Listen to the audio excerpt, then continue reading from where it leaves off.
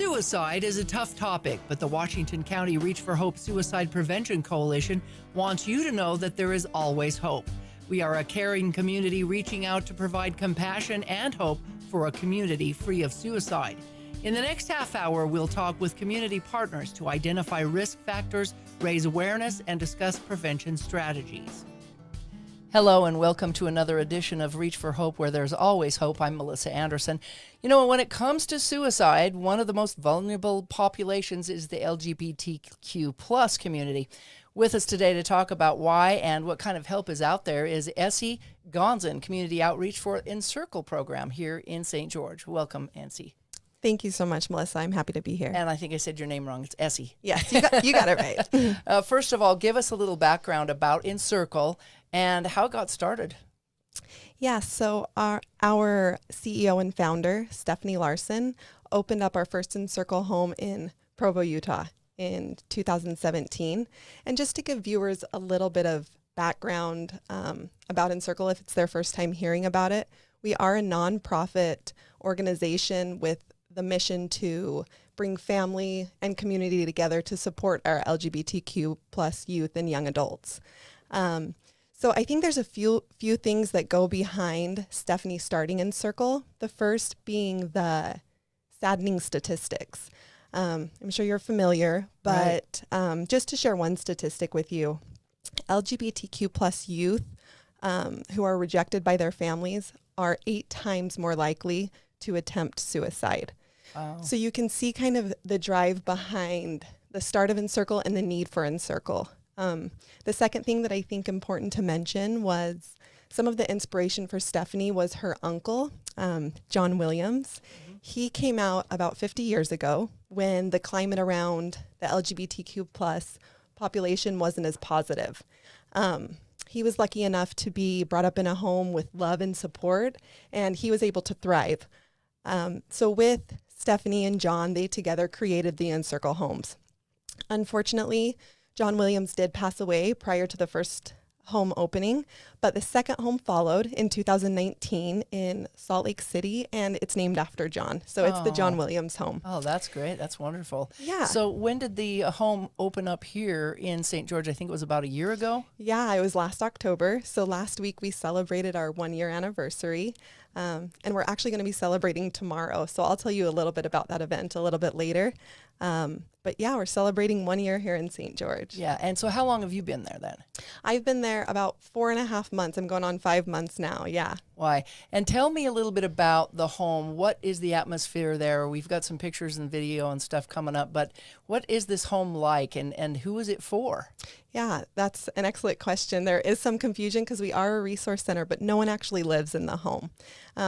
So Encircle offers drop-in hours Monday through Friday, 3 p.m. to 8 p.m., and that's specific for people ages 12 to 25. If you are older than 25 and want to come to the home, we're always taking volunteers. We depend on our volunteers. They really keep Encircle alive. So we have our drop-in hours. We also have our friendship circles. So friendship circles targets a different group every single night, but our friendship circles are really just a way for members of the LGBTQ plus community to come together to share their journey, to connect, and gain resources. So we have our drop-in hours, our friendship circles, and then we have different events so that are open to the whole community. And I think that's about, yeah. Yeah, well, we saw some pictures up there. Beautiful, beautiful. What's the address? Yes, it's 190 South, 100 East. So it's close to downtown St. Yeah, George. it's like a block down from, downtown St. George. That's great. So they can just drop in during those hours. So what are some of the challenges then that the LGBTQ plus community is facing, even here in southern Utah? Yeah, so I think it's important to say that the LGBTQ plus youth, the number of the community struggling with mental illness, whether it be anxiety or depression, isn't because they're members of the community. It's actually the rejection they face. So that's the high risk, and that's the biggest challenge, I would say, is rejection to families. Going back to that statistic, 8 times more likely to attempt suicide. So, yeah. Because they don't feel like they fit in, or, hey, I'm different, or I feel different.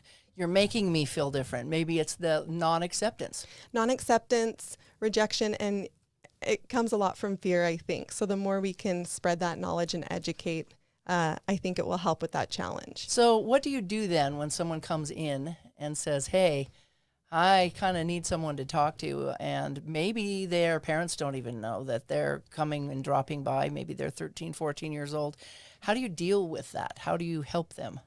Yeah, so just to kind of paint the picture of the home, not every youth or young adult that walks through our door is struggling with the thought of taking their lives, but it can be challenging to walk into a new place that could be the first affirming environment you're walking into as a member of the LGBTQ plus community. So I think that our job at Encircle, and I think we do a really good job at this, is creating that safe space, providing the activities, the friendship circles, and making guests that come through the door feel comfortable and that safe and affirmed environment. Yeah, and we're looking at some video right now for those with the vodcast that shows the different things that these youth can do, and how the atmosphere and how they can feel accepted with that. Tell us about other efforts that you use to reach out to the LGBTQ plus community. Do you have other partners or members that you can also refer them to? Yes. So again, our mission is to bring that family and community together. So having community partners is really crucial in breaking the stigma of LGBTQ plus members, as well as the stigma around suicide. So we work closely with Southwest Behavioral Health and the Reach for Hope Coalition. Mm-hmm. And the Reach for Hope Coalition has really been a bridge for us to reach other community members, getting into Washington School District, as well as here at DSU, tabling at events, hosting. We had a recent event a few weeks ago for DSU at the home. We also try to make it down to SUU, down to Cedar City, to support those college students as well. And so far, are you seeing some pretty good results? I know you don't have an actual program that's set up, but tell me about the number of people that you're seeing coming through your door on a daily, weekly basis. Yeah. So right now, I believe we're averaging somewhere around 500 people that we're reaching in a month. Wow. So our numbers are continuing to increase. And although Encircle itself isn't a program, we do host many programs, right? So we have a daily activity. Like today, we'll be doing mask making with our youth. Every Monday through Friday, we always have an activity. Or sometimes youth are just walking through the door, getting a game out and chatting over a game of Uno. It's more so creating that soft space. And kind of a place to hang out and be with others that are like-minded, correct? Absolutely. Sometimes this is the only place that people get that. Yeah. So since the pandemic started then, have we seen an increase in or decline maybe in the number of youth reaching out for help in this area? Yeah, now we're definitely seeing an increase. I can confidently say that our online therapy has seen a definite increase. Encircle does offer therapy. It's Encircle Therapy. I believe I gave you the link, but it's encircletherapy.org, where people can go there and sign up for an initial consultation, which the first visit is always free. We do take most insurances, and we do work on a sliding scale. So I will say that online therapy has definitely seen an increase. Wow. And so it's a good thing that you're there and that these resources are available. You've no doubt heard about QPR through Reach for Hope, which is to question, persuade, and refer those who are thinking about suicide to get help. Do you train your staff then and the people that work there, that hang out there this way, so that they can share that with others on how to maybe approach someone who might be in that frame of mind? Yes, we most definitely do train our staff in QPR. I'm lucky enough to participate in this. Within the month, I'll be doing my QPR training. My home director has actually been able to share particular experiences when she's been able to utilize the QPR training techniques with someone who walks through the door that's maybe struggling and has really seen it pay off and sees the benefit. So it's definitely something that's being talked about around our home, and we do have an upcoming training. It's something that we talk about here all the time at Reach for Hope, because it's important to ask that question. Are you thinking about taking your own life? And it's hard to do, but it really needs to be asked. And so I appreciate the fact that you're going to learn that, and you're going to be practicing that, and you can share it with others. I want to talk a little bit now about how people can create a space to break that stigma that you were talking about earlier that may surround the LGBTQ plus community, which also compounds the problem of suicide, which is what we're trying to prevent. Yeah, there's definitely a stigma there. I think exactly what Encircle is doing is working toward breaking that stigma. And I truly think it already is. Providing a place where members of the community, as well as family and friends and allies, can come in and expand their knowledge on the topic. I think it's fear and the unknown. So I think the more people that learn or meet someone who is a member of the LGBTQ plus community to go, okay, and I think that will slowly dissolve the stigma. Yeah. And we all need to work on that and be more open-minded in our community as a whole. And that's one thing that I think our community should be working towards. How can someone then reach out to Encircle? You said you can just drop in. Is there a way to make appointments, or you just walk in and is there a website for that? Yeah. Well, first off, our website is encircletogether.org/STG for the St. George specific home. And you don't need to make an appointment. If it is your first time to Encircle, you can schedule a tour online, which we recommend. It kind of gets rid of those nerves if you are hesitant in coming on, to be able to just come and see the home, see what we're about. It's a beautiful home, and we really do take pride in stewardship and making sure it's well kept and taken care of, and everybody that comes in kind of plays a part in that. So no need for appointment. Drop-in hours again are 3 to 8. For ages 12 to 25. And again, we're always taking volunteers. Yeah, and there's more than one home in this state. Let's talk a little bit about that briefly. I know that Stephanie, who started this, is looking to build more homes. So how many homes do you have statewide, and what's the future look like? Yeah, so right now the homes that are active and running are the 3. So Provo, Salt Lake, and here in St. George. And we have broke ground and are in the works on a home in Heber, Ogden, and Logan.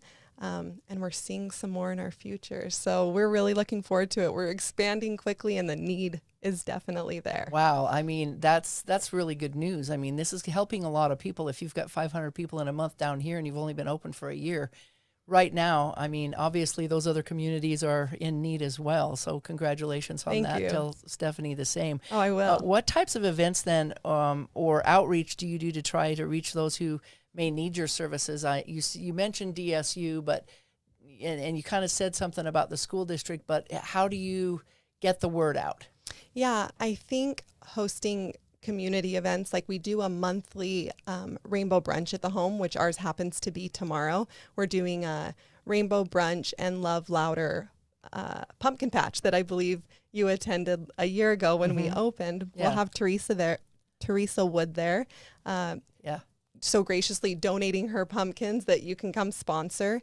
So I think community events like that, like tomorrow's event, you'll see the little 2-year-olds running around to grandma and grandpa. You'll see members of the LGBTQ plus community and just members of the community who are allies or want to know more. So I think we're trying to get out there through hosting these regular events. And every time we see somebody new and see more and more people. And for those who are listening, tomorrow is September 27th, correct?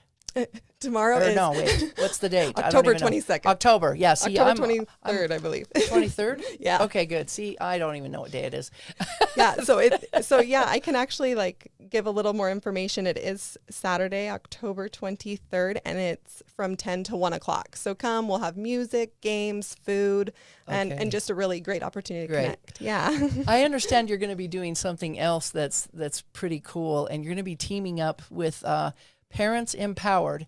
Can you tell us about that, about Parents Empowered, and how is this going to help launch your efforts as well? Melissa, I am so excited about this project. We have been in the works of this for quite some time now. We're working with Parents Empowered, as you mentioned, as well as R&R and a lot of local community leaders. So our event is called the Go Together Roll and Stroll and Mural Unveil. So bring your bikes, bring your scooters. You'll be able to hang out and roll around the park. But the purpose of the Go Together event is to really highlight the importance of the parent-child connection. Studies show that statistically, a youth who feels connected to their parent is less likely to engage in underage drinking. Also, that parent-child connection supports mental health and just a child's overall well-being. So we're really highlighting that. We'll be able to hear from some local community members as well as from Parents Empowered and Encircle, and it's really just going to be a beautiful event.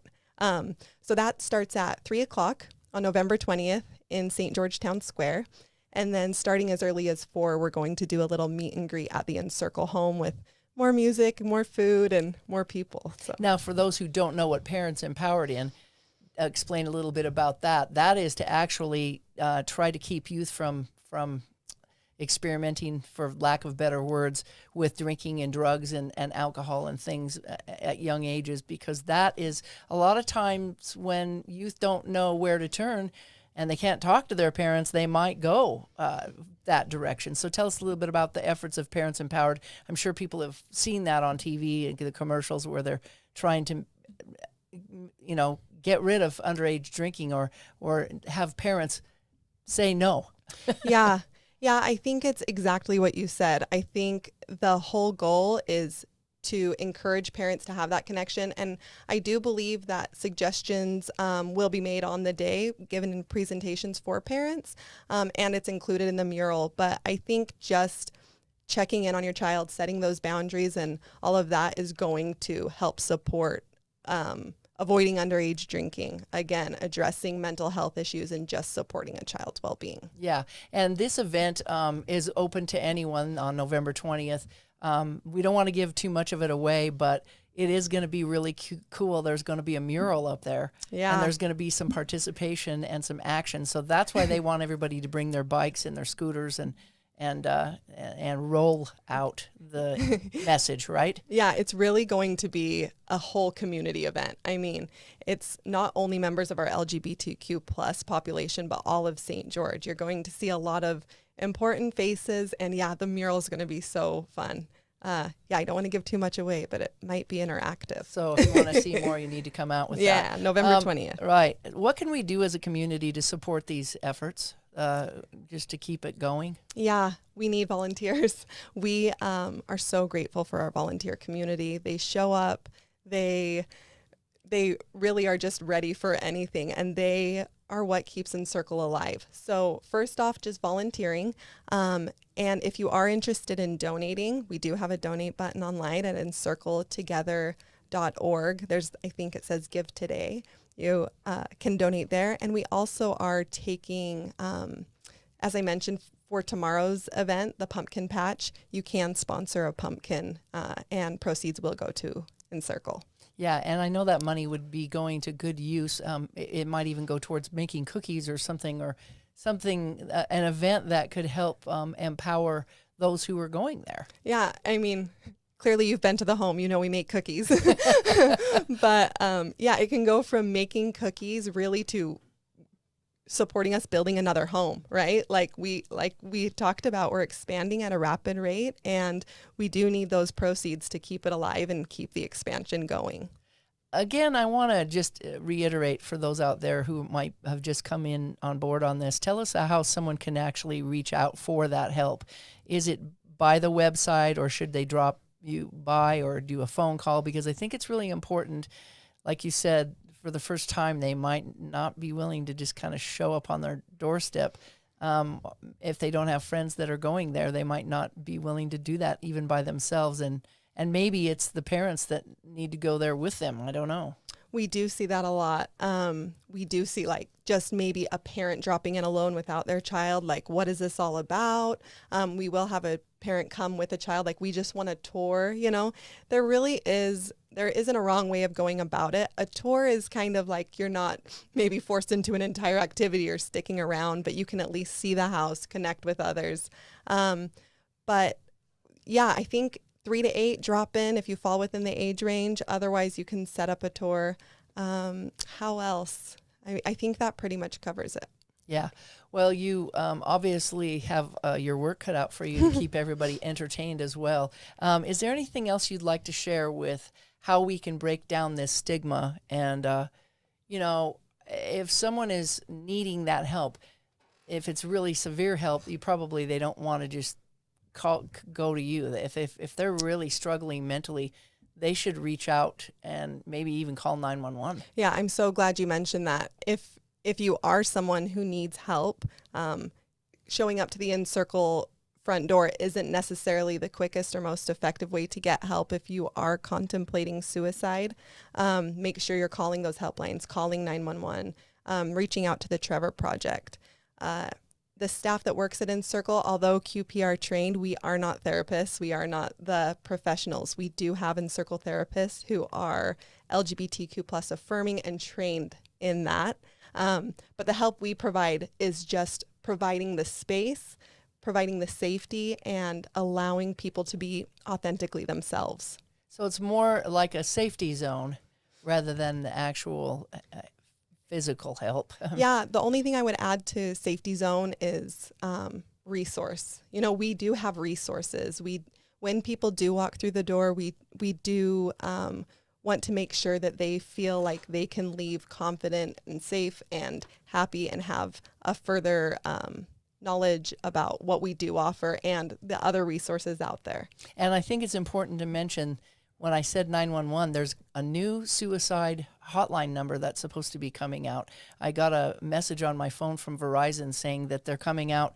You have to start from now on, as of October 24th, you have to start putting in the full area code for every call that you're going to do, because they're making room for the new National Suicide Prevention Lifeline, Wow. which is going to be 988. 988. So I'm sure that when they roll that out, there's going to be more information out there about that. But we've been waiting for a number like that for a long time, because the 1-800-273-TALK sometimes is kind of hard to remember. Yeah, so, 988 is a bit simpler. Yeah, so I'm hoping I'm not letting the cat out of the bag too early, but I really am excited for that to roll out, because that's what we're here for, is to talk about, help. And again, I just like to thank you for all you're doing. Why are you so compassionate about doing this? And obviously you're seeing results and you have a passion for this. You see right through me, Melissa. I absolutely do. I am personally a member of the LGBTQ plus community, born and raised in Bountiful, Utah. So yeah, it hits close to home. I grew up in an LDS home and have a very loving and supportive family, but it's absolutely been a journey. It's been a journey. And when I came out 13 years ago, to even imagine having a place like this where I could take my family to, it's just such a beautiful thing. Well, you've got a big smile on your face. So it obviously is it kind of a dream come true for you too, to be able to feel comfortable and like, help others, and you can relate to them. You can relate to the struggles that they're going through. Yeah, I would say a dream come true, but I truly could not have dreamed this. Like, Melissa and John really created something magical and something really necessary and really needed. So yes, it is so incredible to connect with these people and go, you're not alone. Yeah, and I wish there was something like this when I was younger. Same. Anyway, anything else you'd like to share with us before we wrap up this show? I think we really have touched on almost everything, and I'd like to say thanks to Stephanie for she was on People magazine, I understand, and so she's really getting the word out nationwide on these homes, on Encircle, and the need for them. Yeah, she is really passionate. It really runs deep and is very special to her. The only thing I want to add that I think is important is we run by the sides, or by the motto, no sides, only love. And so it really is welcome to all community. Tuesdays are friends, family, and ally focused. We have lunch with Lisa at noon and a Connect program at 7 in the evenings. That's a real opportunity for just family members to connect and kind of go through the journey together. Right. Yeah. The address one more time and maybe the website.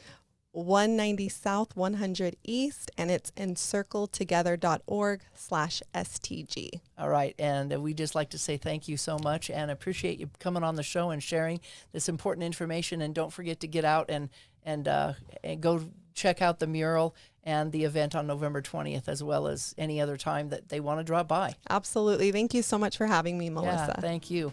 And I'd like to just say thanks for watching the program. Share this with other people. And if you know someone or would like to share, support this, reach out, because there's always hope. Thank you. The Reach for Hope Coalition wants you to know that we care about you and we are here to help. If you or someone you know is thinking about suicide, reach out. You're not alone. To access resources for yourself or others, visit our webpage at reachforhopeutah.org. That's reach4hopeutah.org. If you are experiencing a crisis, please call the Suicide Prevention Lifeline at 1-800-273-TALK, because you matter and there is always hope. This has been a production from a podcast studio.